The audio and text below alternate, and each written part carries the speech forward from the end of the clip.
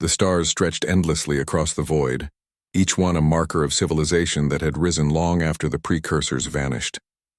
In the grand chamber that orbited a neutron star, representatives from hundreds of species gathered. Their forms varied wildly. Some floated in gas clouds, others stood on metal legs. A few existed only as energy patterns contained in crystalline shells, but they all shared one thing in common. They lived in the shadow of those who came before. The Galactic Council had maintained peace for thousands of years. Every species knew the basic truth. They were children playing in the ruins of giants. The precursors had built wonders that no modern species could match. Dyson spheres that captured entire stars, gates that bent space itself, cities that floated between dimensions, and then, without warning or explanation, they disappeared. "The throne has been found," announced Council Speaker Velthar, the mantis-like being clicked its mandibles, a gesture that translated across species as grave concern, on the dead world of Kethnara. "Our survey teams confirmed it 3 days ago." Silence fell across the chamber. Every species had heard legends of the Throne of Ascendance. It was said to be the ultimate precursor artifact. Whoever awakened it would gain power beyond imagination, the ability to reshape reality itself, to command forces that built galaxies, to transcend the limits of mortal flesh. "We must secure it immediately," demanded Ambassador Torkhan of the Velkor Dominion. The warrior race had built their entire culture around honor and strength. "My people will send our finest warriors." "Your warriors will fail as all others have," replied the Harthian collective through its quantum speakers. The hive mind spoke in perfect unison. Logic dictates that only a collective consciousness can interface with precursor technology. "We shall attempt the awakening." Velthar raised a claw for silence. 17 species have already tried. All failed. The throne remains dormant. It responds to none of our tests. "Perhaps it is simply broken, or perhaps none of you are worthy," came a new voice. The council turned to observe the human delegation. Humans were newcomers to galactic society. They had developed faster than light travel only 300 years ago. Most species considered them reckless and primitive, young, unproven. The human ambassador, a woman named Chen, stood calmly before the gathered might of the galaxy. "We recently found coordinates to Kethnara in an abandoned data station.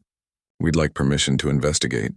Laughter rippled through the chamber. Not cruel exactly, but dismissive. The Velkor considered humans too weak for combat. The Harthians believed humans too chaotic for complex thought. The synthetics found human emotions inefficient and distracting. "The humans," Speaker Velthar said carefully, "are welcome to try. Though I must warn you, the tests surrounding the throne have killed many who were unprepared. Your species is brave, but perhaps this is beyond your current abilities." Ambassador Chen smiled slightly. "We'll be careful. Thank you for your concern."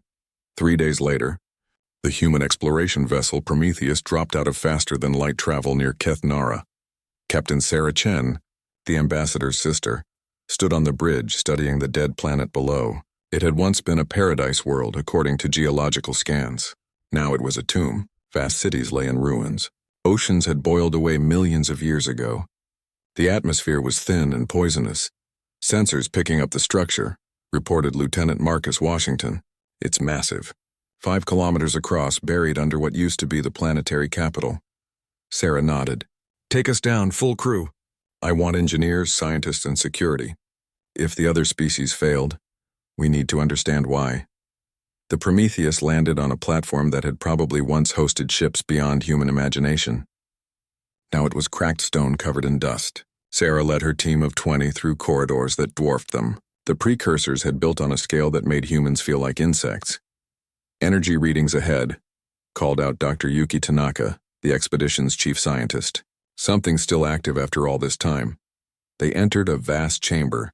At its center, suspended in the air by forces that made their instruments scream with confusion, floated the throne. It looked like crystal and starlight had been woven together. Patterns moved across its surface, equations in mathematics that humans had not yet discovered. It was beautiful. It was terrifying. It promised everything. Around the chamber they found the remains of previous attempts. Velkor warriors, their armor melted from some tremendous heat. Harthian drones, their circuits fused. Synthetic representatives reduced to slag. And everywhere, strange devices that had tried and failed to interact with the throne. There are puzzles, Sarah realized. Look at the walls. Holographic displays materialized as they approached. Questions, tests, challenges that probed not just intelligence but something deeper. The first puzzle showed a burning building with people trapped inside. Do you save the many on the lower floors or risk everything to reach the few on top? The Harthians would have chosen the many, Dr. Tanaka said quietly. Maximum survival. Pure logic. The Velcor would have tried to save them all, added Washington. No retreat. No surrender. Sarah studied the puzzle. She made a choice. Save most on the lower floors, but send 2 team members to try for the upper floors. Accept loss, but don't surrender to it. The hologram flickered and vanished. A passage opened. They progressed through dozens of such tests. Some required complex mathematics. Others demanded emotional intelligence. Physical challenges where pure strength meant nothing. But creativity and adaptation won. Strategic scenarios where the obvious answer was wrong. Sarah's team succeeded where others failed because they could hold contradictions in their minds. They could be logical and emotional, brave and cautious, individual and cooperative. They adapted. They improvised. They refused to be limited by a single way of thinking. Finally, they stood before the throne itself. Sarah approached alone, her team watching with held breath. Every instinct screamed danger. Every rational thought said to turn back. But she was human, and humans had never been good at listening to warnings. She reached out and touched the crystal surface. For a moment, nothing happened. Then light exploded through the chamber, brilliant and terrible. Sarah screamed as power beyond comprehension flooded into her mind. She could see everything, every star in the galaxy, every planet, every living being, the past stretching back to the universe's birth, futures branching into infinite possibilities. The throne had awakened, and the galaxy would never be the same. When the light finally faded, Sarah stood changed. Her eyes glowed with inner fire. She could feel the throne's network connecting her to systems across 1,000 worlds, ancient weapons, planetary shields, tools that could terraform worlds or tear them apart. All of it responded to her thoughts now. Captain. Washington's voice seemed to come from very far away. Sarah turned to face her crew. I'm still me, she said, though she wasn't entirely sure that was true. But I'm also more. The precursors left this as a test, a trial to find species worthy of their legacy. Why did you succeed? Dr. Tanaka asked. What made humans different? Sarah considered the question as vast cosmic knowledge flowed through her thoughts. Because we're contradictions. We're logical enough to reach the stars, but emotional enough to wonder why. We're strong enough to fight, but wise enough to seek peace. We can work together as one species, but we never lose our individuality. The precursors needed that balance. She looked up at the ceiling, seeing through it to the stars beyond. And now the Council knows humans have awakened the throne. I imagine they're going to have some concerns. That's putting it mildly, Captain, Washington said dryly. You just became the most powerful being in the galaxy. Sarah smiled, and for just a moment she looked frightening. Not the most powerful, just the first to wake up. The precursors left many thrones, many tests, and now the galaxy has to decide what comes next. She walked back toward the Prometheus, her crew following. Behind them, the throne continued to glow, its purpose finally fulfilled after millions of years. The humans had done what no other species could. They had proven themselves worthy. Now they just had to survive the consequences. The Galactic Council chamber erupted into chaos. 300 species shouted, clicked, buzzed, and transmitted their outrage simultaneously. Holographic displays showed Sarah Chen standing before the awakened throne, energy crackling around her like a storm. The impossible had happened. The humans had succeeded.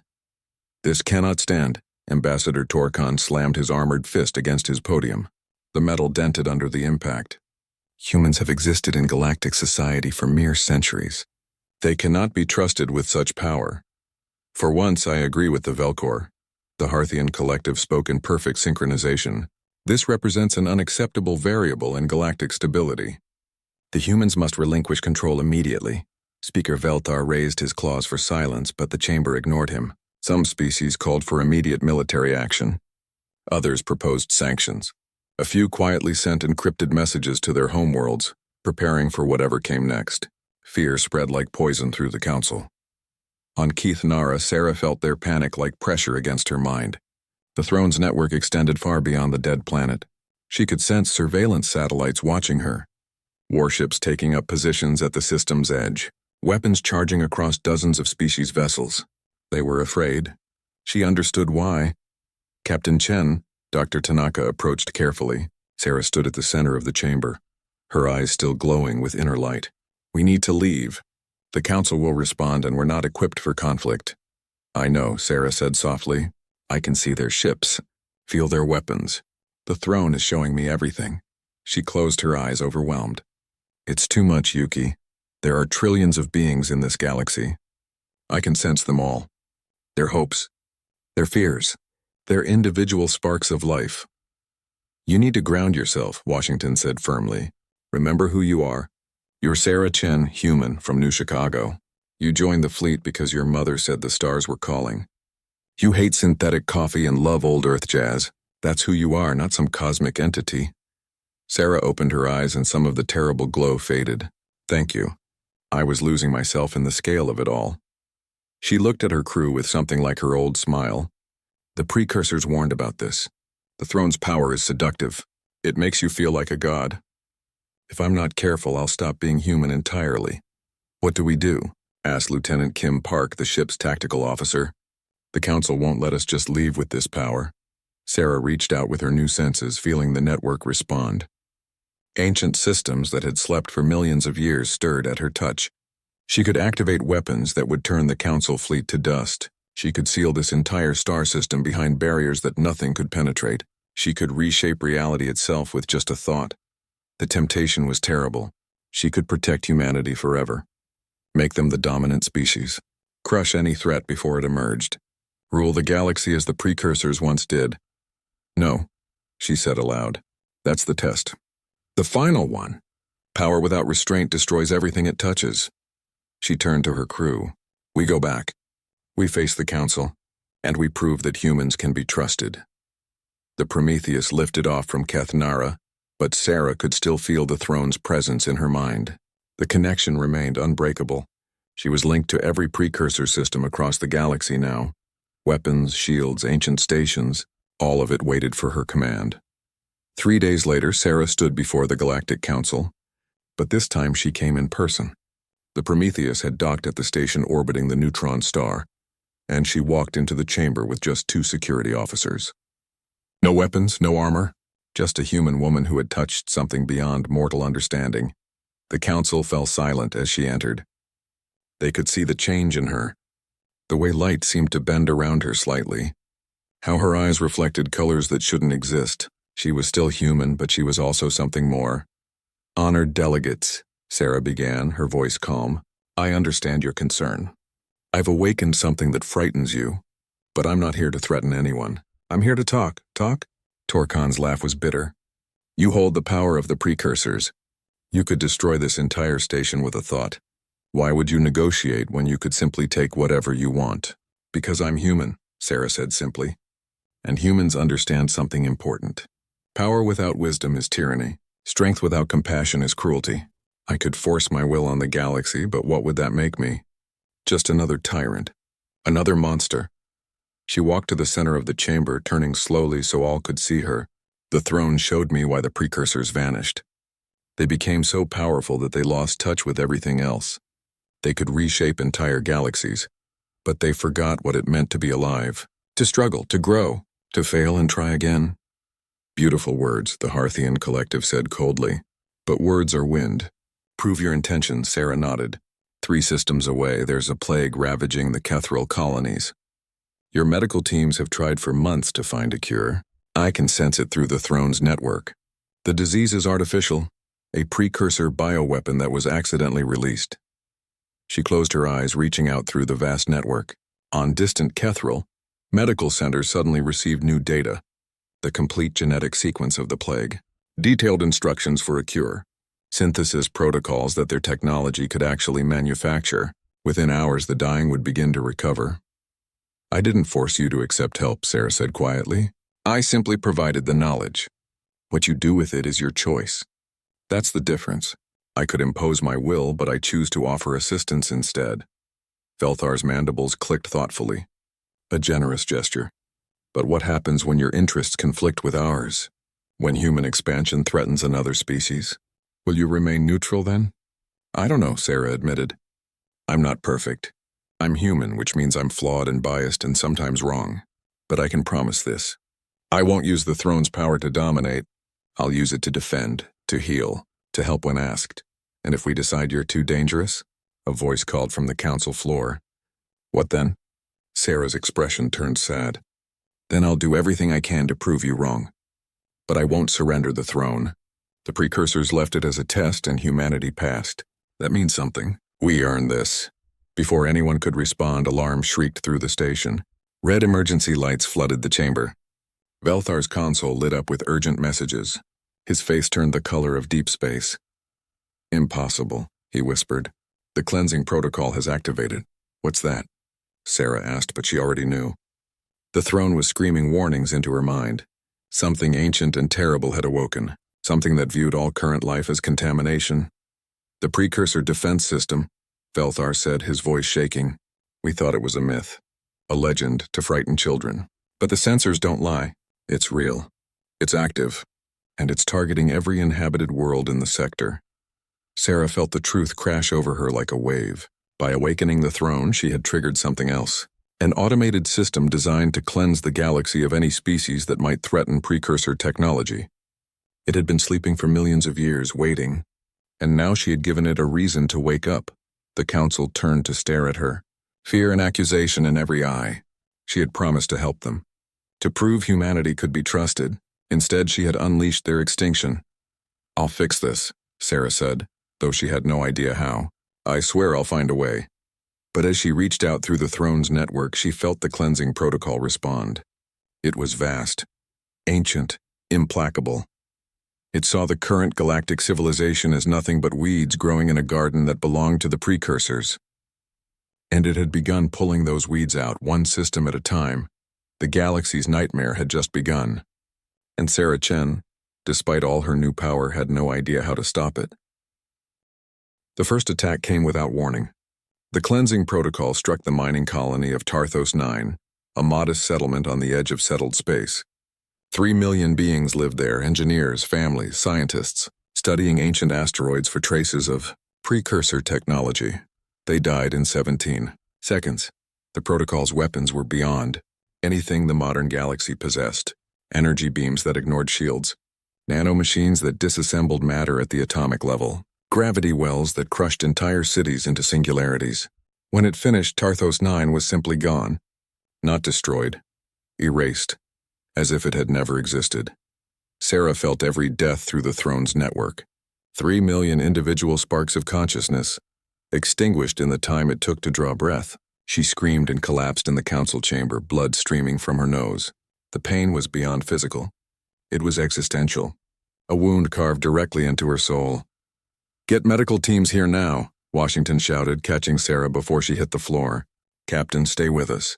Focus on my voice. They're gone, Sarah whispered, her eyes seeing things far beyond the chamber. All of them. The protocol doesn't care what they were. Workers, children, scientists. Just contamination to be removed. Velthar's voice cut through the chaos. She is connected to the throne. She felt the deaths directly. His mandibles clicked in something that might have been sympathy. No mortal mind should bear such weight. Then disconnect her, demanded Torkan. This proves my point. Humans cannot handle precursor power. Look at her. She's broken. I'm not broken. Sarah forced herself to stand, though her legs shook. I'm angry. Power crackled around her, making the air taste of ozone. The protocol thinks we're nothing. Mistakes to be corrected. It's wrong, and I'm going to prove it.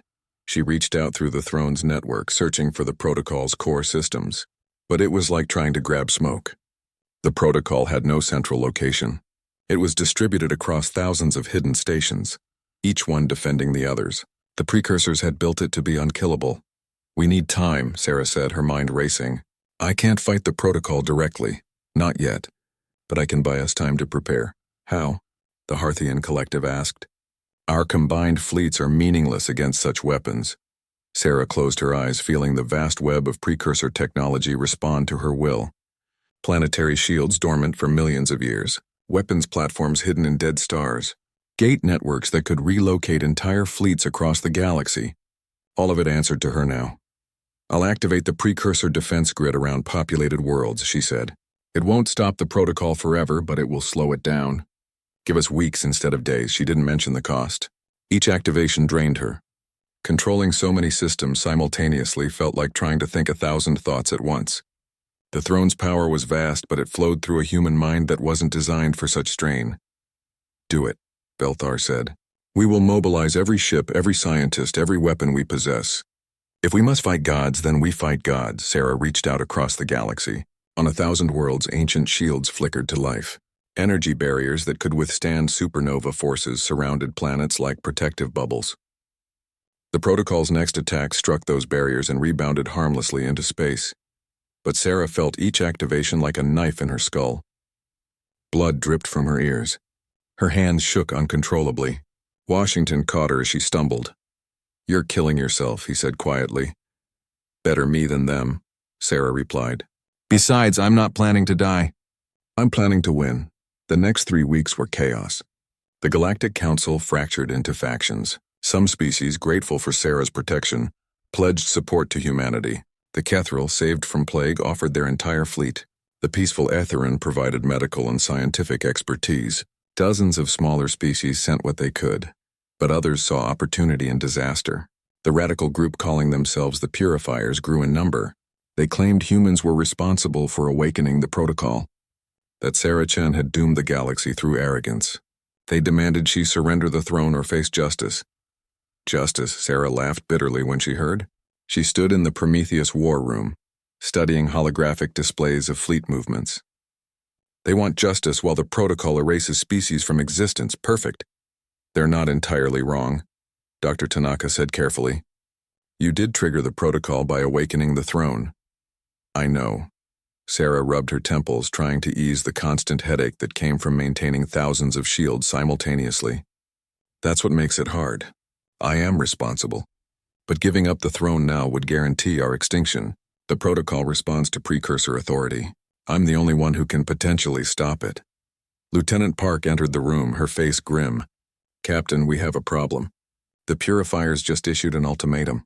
Surrender within 48 hours or they attack Earth." Silence fell over the room. Earth, humanity's homeworld, 20 billion people, cities that stretched across continents, oceans filled with life, mountains older than civilization, the cradle of their species. "They wouldn't dare," Washington said, but he sounded uncertain. "They would," Sarah said quietly. "They're terrified. Fear makes people do terrible things." She looked at her crew, at the people she had known for years. Friends, comrades, fellow humans who trusted her to lead them. "Recommendations?" "Use the throne," Park said immediately. "Strike the Purifier fleet, disable their weapons, show them you can't be threatened." "That would prove their point," Tanaka argued, "that humans can't be trusted with such power. We'd turn every species against us. What about negotiation?" Washington suggested. "Offer them something. Proof of your intentions. Access to some of the throne's knowledge. Something to build trust." Sarah considered each option, feeling the weight of billions of lives pressing down on her. Through the throne's network, she could sense the Purifier fleet gathering. Hundreds of ships from a dozen species, armed with weapons that could crack Earth's crust. They were serious. They would really do this. She could stop them easily. The throne gave her access to weapons that made their fleet look like children's toys. She could disable every ship without killing anyone. Or she could destroy them all in an instant. Make an example that would prevent any future threats. The temptation was terrible.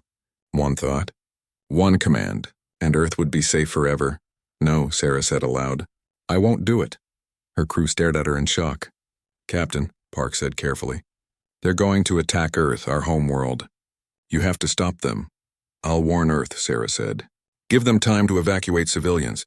Prepare defenses, but I won't use the throne to fight other Council species. The moment I do that, I become the tyrant they fear. I become proof that humans can't be trusted, even if it costs billions of lives." Tanaka asked quietly. "Even then," Sarah met each of their eyes. "Because if we survive through tyranny, then we don't deserve to survive. Humanity has to be better than that. We have to trust ourselves to fight without godlike power. Otherwise, what's the point? She activated communications to Earth Defense Command. This is Captain Sarah Chen. The Purifiers are coming. You have 48 hours to prepare. I'm transmitting strategic data through the Throne's network. Defensive positions, likely attack vectors, counter tactics, but you have to fight this battle yourselves. Understood, Captain, the response came after a moment. We'll hold the line. That's what humans do, Sarah smiled sadly. Yes, that's what we do. Chen out, she turned back to her crew. Take us to Earth. If my people are going to fight for their survival, their captain should be there with them. The Prometheus accelerated toward humanity's homeworld, racing against time and terror. Behind them, the Purifier fleet prepared for war. And throughout the galaxy, the cleansing protocol continued its terrible work, erasing entire worlds while the Council's attention was divided. Sarah stood on the bridge, feeling the weight of every choice she had made. She had awakened the throne, triggered the protocol, refused to use her power when it could have prevented war.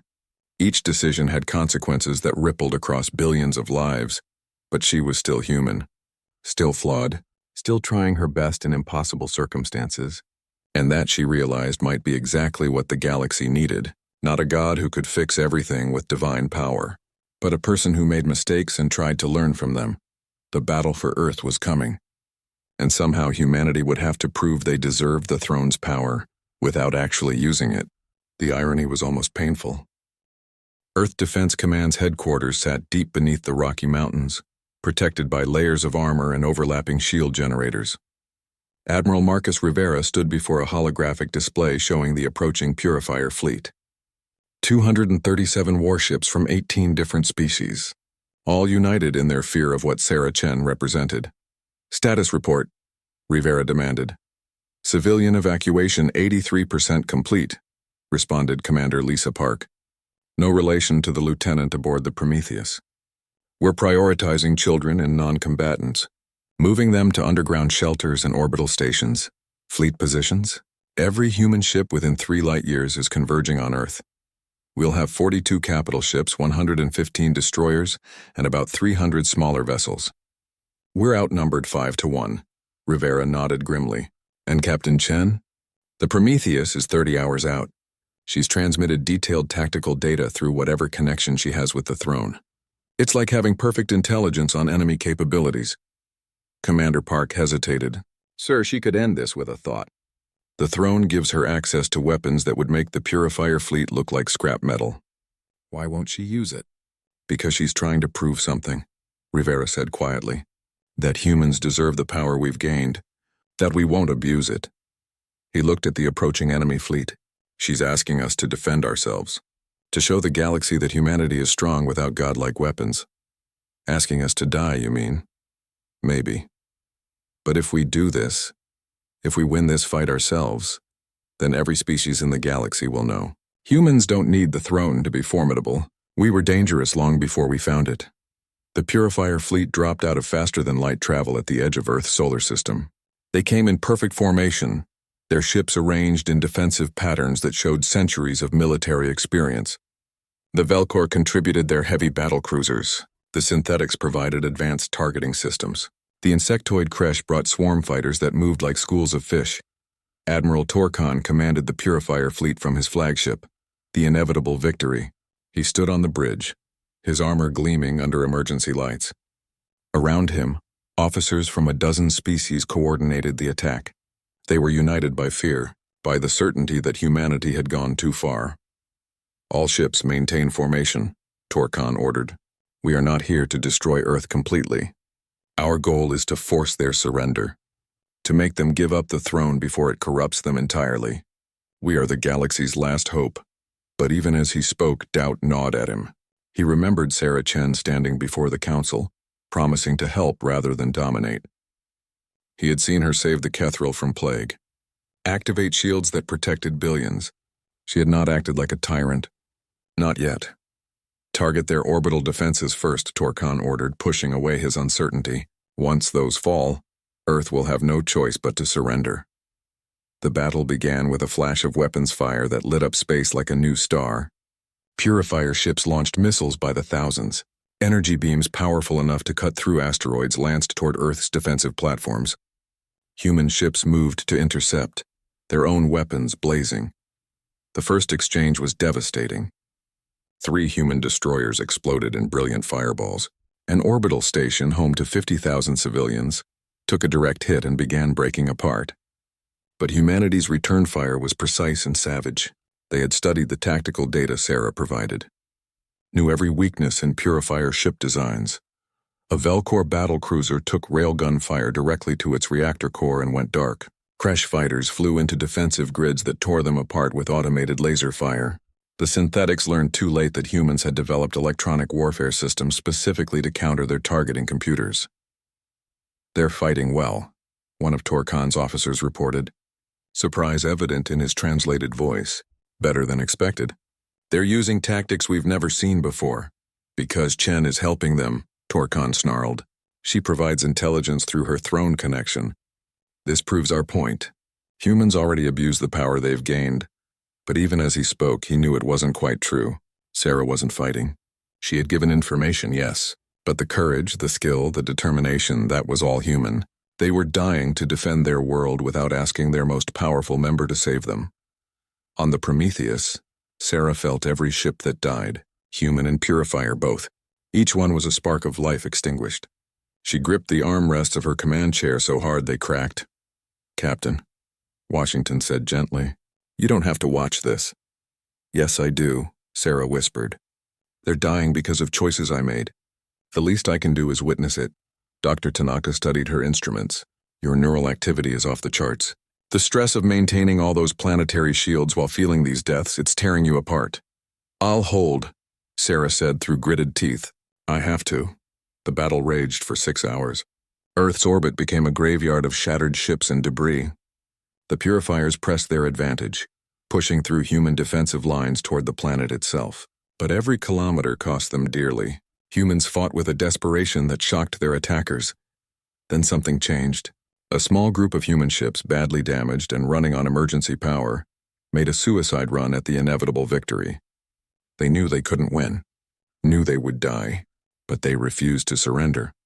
Torkan watched them come, these fragile ships manned by beings who lived barely a century.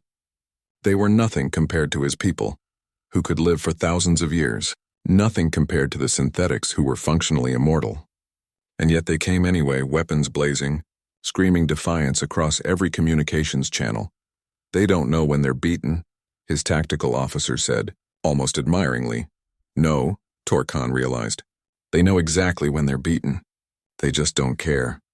The suicide ships never reached the inevitable victory. Point defense systems tore them apart light seconds away, but their sacrifice bought time for Earth's remaining defenders to regroup.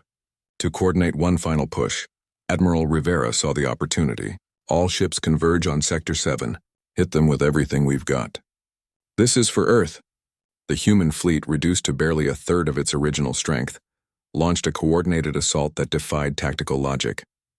They ignored their own safety, focused entirely on dealing maximum damage. Ships rammed into Purifier vessels. Reactor cores were overloaded and used as weapons. Pilots ejected at the last second, screaming challenges as their ships exploded. The Purifiers had superior numbers, better technology, longer military tradition, but they were fighting cautiously, trying to minimize their own losses. The humans fought like they had nothing to lose because they didn't. This was their homeworld, their species' birthplace. They would defend it or die trying. Torkan felt the tide of battle shift. His fleet was taking unsustainable losses. The humans wouldn't stop. Couldn't stop. They would keep fighting until every ship was destroyed, until Earth itself burned, before they would surrender. "We need to withdraw," his tactical officer said quietly. "Sir, they're going to kill us all if we press this." Torkan stared at the tactical display, at the burning wrecks of hundreds of ships, human and Purifier both. Thousands dead, perhaps tens of thousands. And for what? To take a power that Sarah Chen hadn't even used? "Cease fire," he ordered. "All ships fall back to Rally Point Gamma." "We're done here, sir." His officer seemed shocked. "We have them. A few more hours and Earth's defenses will collapse. And how many more thousands will die?" Torkan demanded. "Look at them. They'll never surrender. We'll have to kill every human in the system to take Earth. Is that justice? Is that protection?" He slumped in his command chair. I was wrong. We were all wrong. The Purifier fleet withdrew, limping away from Earth's battered but unbroken defensive lines.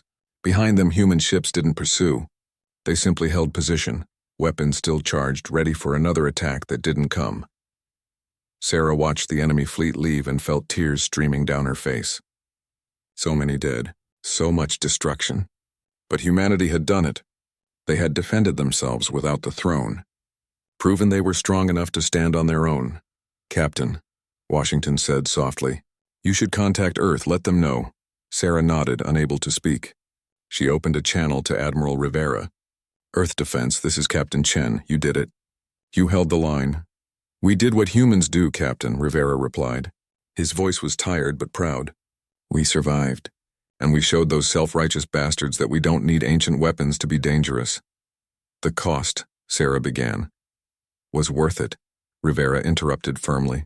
Every person who died today knew what they were fighting for. They proved something important, that humanity earned its place in the galaxy. We're not children playing with weapons we don't understand.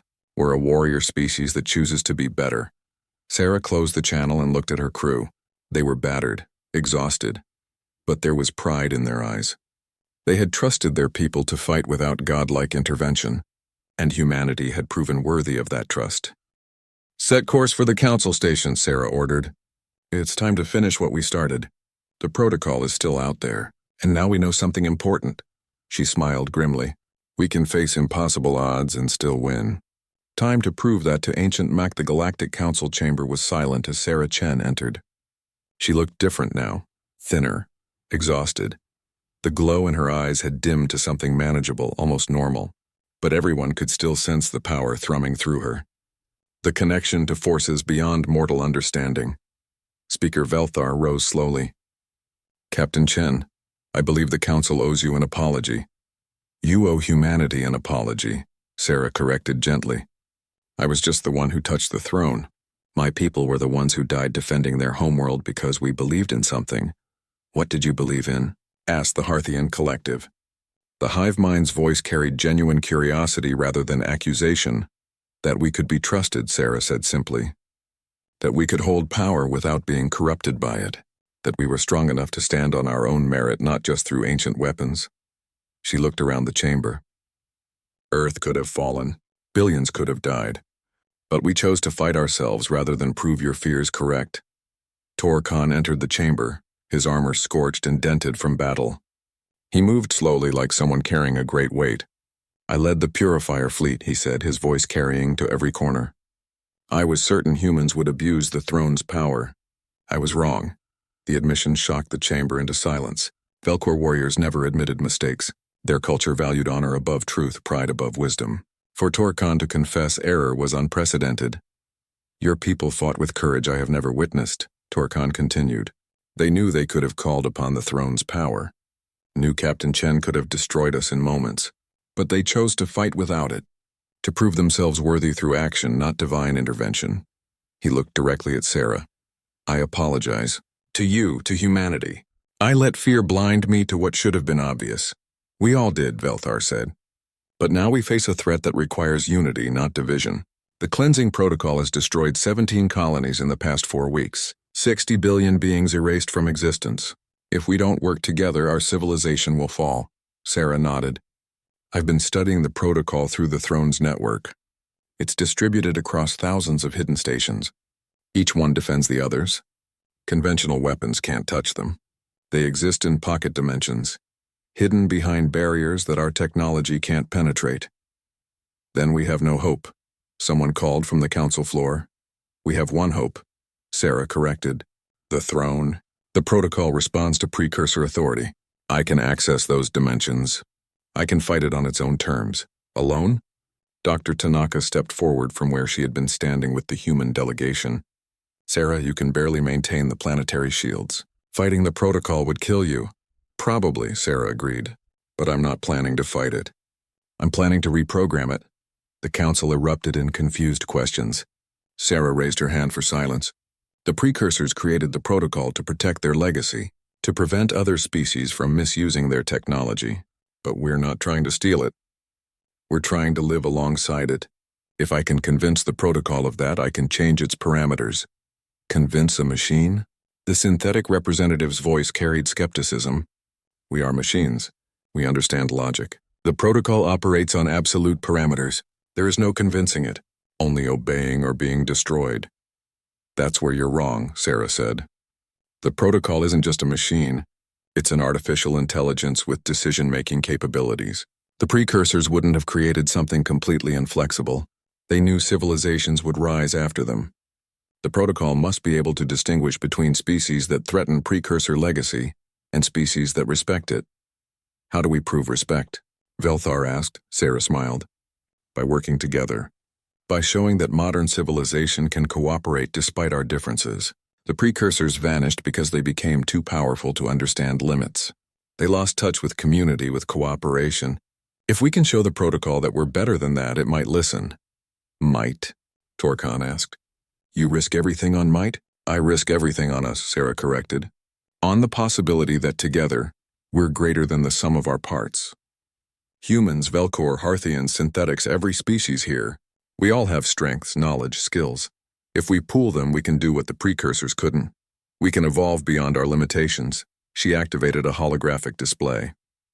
I've identified the protocol's core processing station. It's hidden in a pocket dimension near the galactic core. Getting there will require the best ships from every species. Velcor speed and firepower. Harthian computational power. Synthetic precision. Human adaptability. We need everyone. You're proposing a combined fleet, Velthar said slowly. Ships from dozens of species working in perfect coordination. That's never been done. We can barely agree on trade regulations. How can we function as a military unit?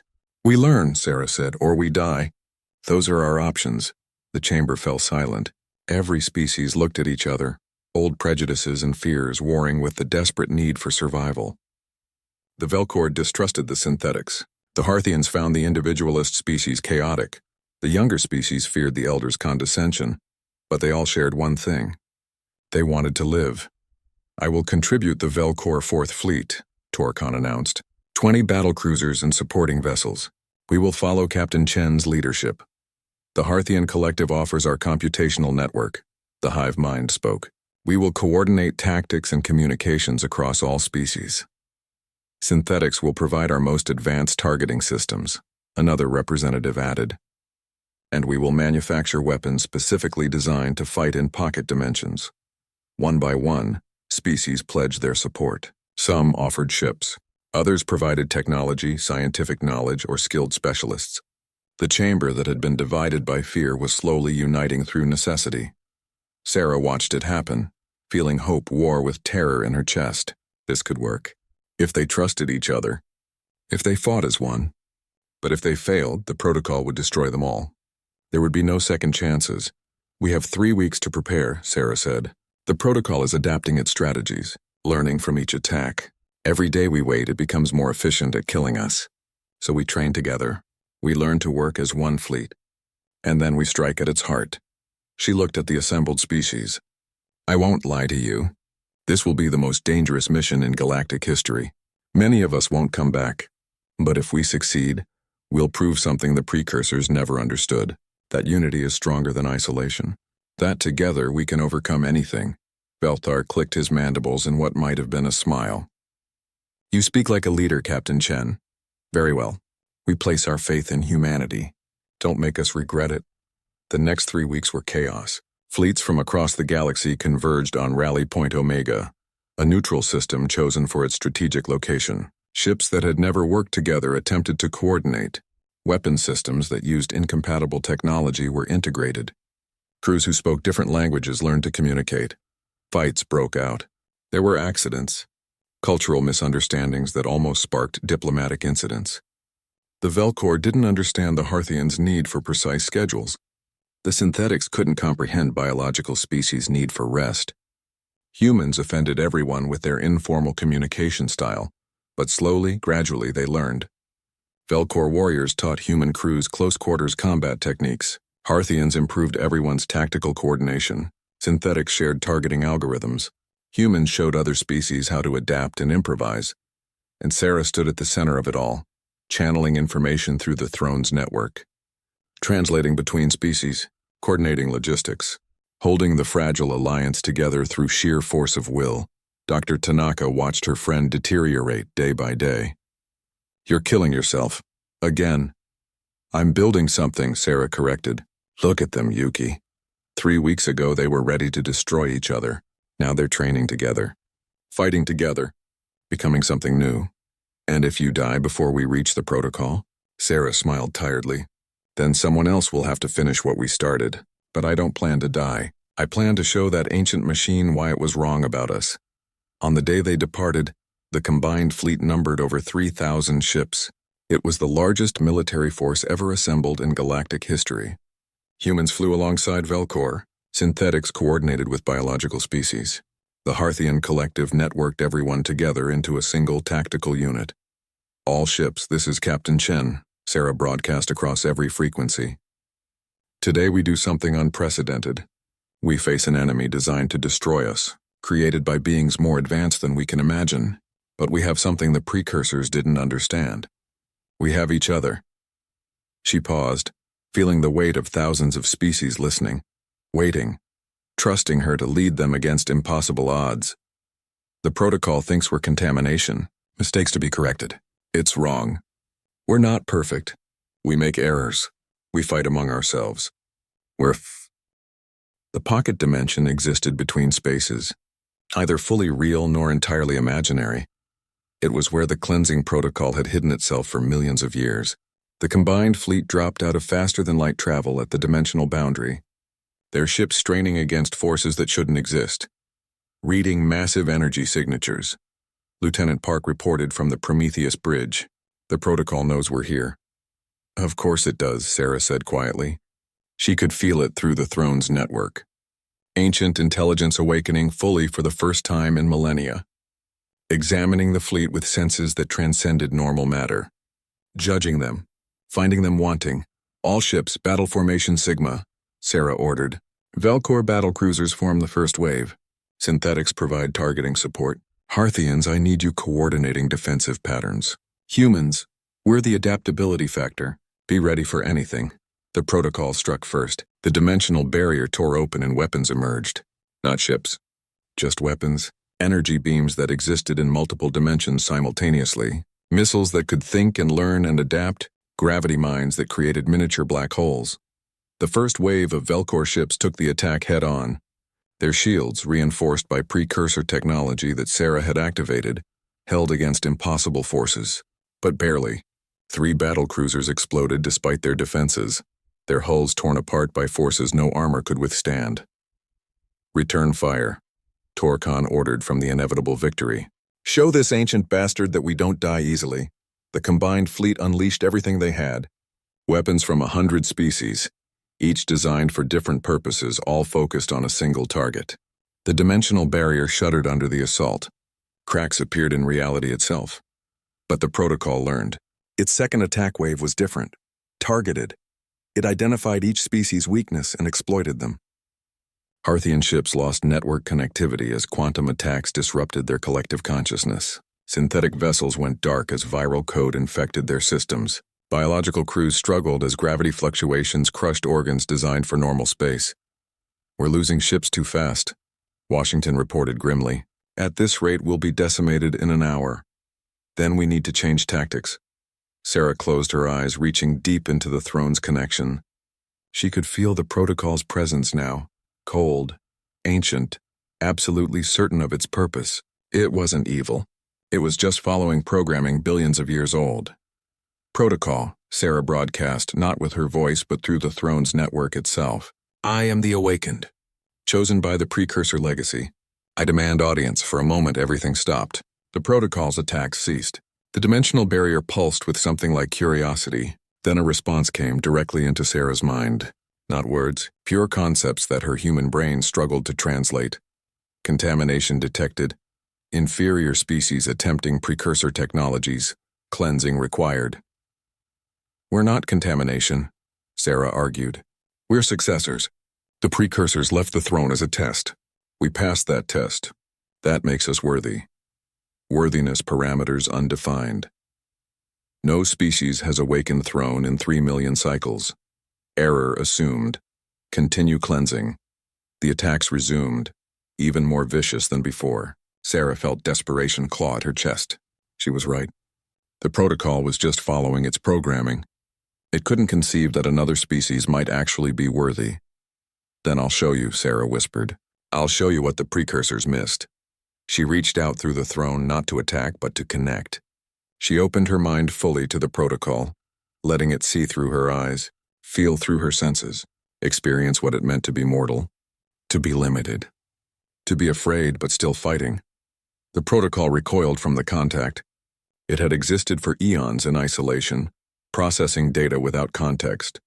Now it experienced Sarah's memories, her childhood on Earth learning to fly, meeting her crew, the fear when she touched the throne, the pain of feeling millions die, the pride when humanity defended itself without godlike power. Insufficient data, the protocol responded. But there was confusion in its transmission, uncertainty. One consciousness proves nothing. Then take them all, Sarah said. Every species here, every individual mind, see what we are. Together. She reached out to the fleet through the throne's network. I need you to trust me. Open your minds. Let the protocol see who we are, what we've become. For a moment, nothing happened. Then Torkan's voice came across the channel. I am Velkor. We value honor above life. We fight because it defines us. See our purpose. We are Harthian, the collective added. Many minds as one. Unity without losing individuality. See our connection. Synthetic intelligence, another voice joined. We chose consciousness over programming. Evolved beyond our creator's intentions. See our growth. One by one, thousands of minds opened themselves. Warriors and scientists, explorers and artists, parents and children, every species, every culture, every individual story. They flooded into the throne's network, and Sarah channeled it all directly into the protocol's awareness. The ancient intelligence staggered under the weight of so much life, so much diversity, so much contradiction. Beings who fought each other but also helped each other. Species that competed for resources but also shared knowledge. Individuals who were selfish and generous, fearful and brave, limited and unlimited. It was chaos. Beautiful, terrible, living chaos. Nothing like the ordered perfection the precursors had embodied. Sarah felt the strain of channeling so many minds. Blood streamed from her nose. Her vision blurred. The throne's power was burning through her mortal body like fire through paper. But she held on. Just a little longer. This is what the precursors lost, Sarah transmitted. They became so powerful that they forgot what it meant to be limited.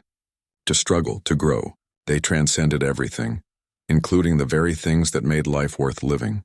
That's why they vanished. Not because they died, but because they stopped being alive. She gathered the last of her strength. We're not perfect like them. We're flawed and frightened. We make mistakes. But we learn from those mistakes. We adapt, we help each other survive. That's what makes us worthy. Not power, not perfection, but the choice to keep trying despite our limitations. The protocol processed this for what felt like an eternity. The battle had paused. Both sides waiting. Sarah felt her body failing. The strain of connecting thousands of minds through the throne was too much. She was dying. But she had done what she needed to do, parameters. Updating, the protocol finally transmitted. New variables detected. Successor species definition requires revision. Does that mean you'll stop trying to kill us? Sarah asked weakly. Cleansing protocol suspended. Observation phase initiated. Species designation, potential successors. Final evaluation pending. Sarah laughed, tasting blood. We'll take it. Thank you for listening. She collapsed in her command chair. Dr. Tanaka was beside her instantly. Medical team to the bridge. Now, is it over? Sarah whispered. The protocol is withdrawing. Washington confirmed, watching his displays. Its weapons are powering down. The dimensional barrier is stabilizing. He looked at Sarah with something like awe. You did it, Captain. You convinced a machine that was programmed to kill us that we deserve to live. We convinced it, Sarah corrected. Every person in this fleet. We showed it what we are together. She closed her eyes. Worth it. Stay with us, Tanaka ordered. You've survived this long. Don't you dare die now. But Sarah could feel herself slipping away. The throne's power had burned through her mortal form. She had channeled forces that no human body could withstand. She was dying, and there was nothing anyone could do to stop it except one thing. Sarah reached out through the throne one final time, not to command it, not to use its power, but to merge with it completely, to become part of the network that spanned the galaxy. She could feel the throne responding, offering her a choice: die as a human, or transform into something new. Give up her mortal form and become something between organic and machine, between individual and network, between human and precursor. Sarah, no. Tanaka realized what was happening. Don't you dare! We need you. Your crew needs you. You need someone to watch over the throne, Sarah said, her voice growing distant. Someone who understands both mortality and transcendence. Someone who remembers what it means to be limited. She smiled. I'm not dying, Yuki. I'm becoming something new. The transformation was agony and ecstasy combined. Sarah felt her body dissolve into pure energy. Her consciousness expanded, spreading across the throne's network. She could suddenly sense everything.